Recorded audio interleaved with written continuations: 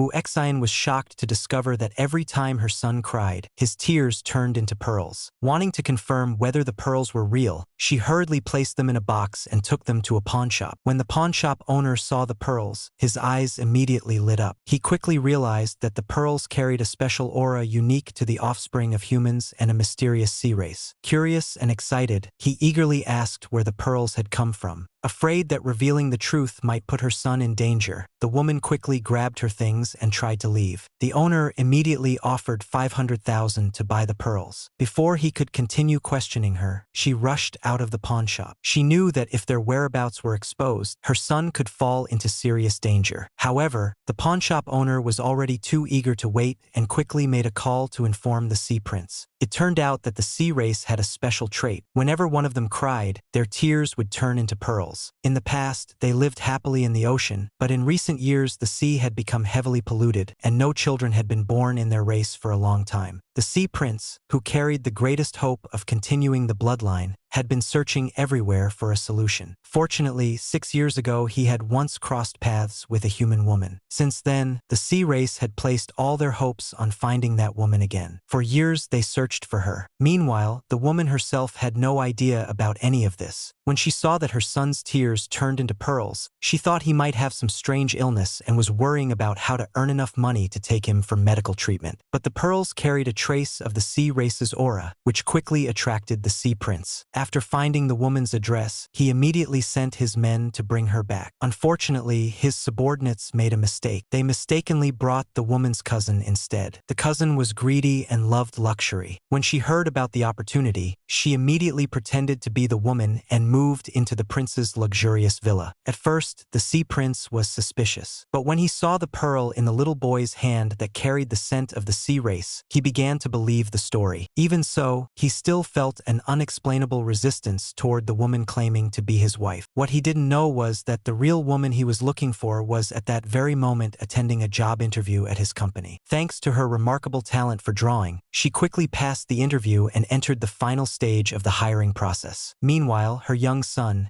who was waiting downstairs, suddenly realized he could talk to the goldfish in the company aquarium. After getting splashed with water, the little boy hurried upstairs to find his mother. As he entered the company building, he accidentally passed by the CEO. The CEO paused for a moment, wondering why the familiar sea aura had suddenly disappeared. He immediately walked to the fish tank and asked the goldfish. After learning that the source of the aura had gone upstairs, he quickly followed. At the same time, just as the woman successfully passed the interview, her cousin suddenly rushed in. Afraid that the truth would be exposed, the cousin claimed to be the CEO's wife and canceled the woman's qualification. She even tore up the woman's design drafts and called security to throw her out. Seeing his mother being treated unfairly, the little boy quickly stepped in front of her to protect her. But the scheming cousin angrily called the boy a strange child and pulled open his clothes, revealing a faint glowing mark on his arm. Some of the people around began whispering and saying hurtful things. Just as the cousin raised an electric baton toward the mother and son, a man suddenly appeared and stopped her. The frightened boy began to cry again, and his tears quietly turned into pearls. Remembering his mother's warning, he quickly hid them. However, the cousin immediately blamed the woman first. The woman, angered by the accusation, slapped her. A chubby boy nearby pushed the woman to the ground. The man instinctively caught her in his arms. The woman noticed that the man was quite handsome, but thought his judgment must be poor if he associated with someone like that cousin. She quickly pushed him away, grabbed her son's hand, and prepared to leave. As they walked away,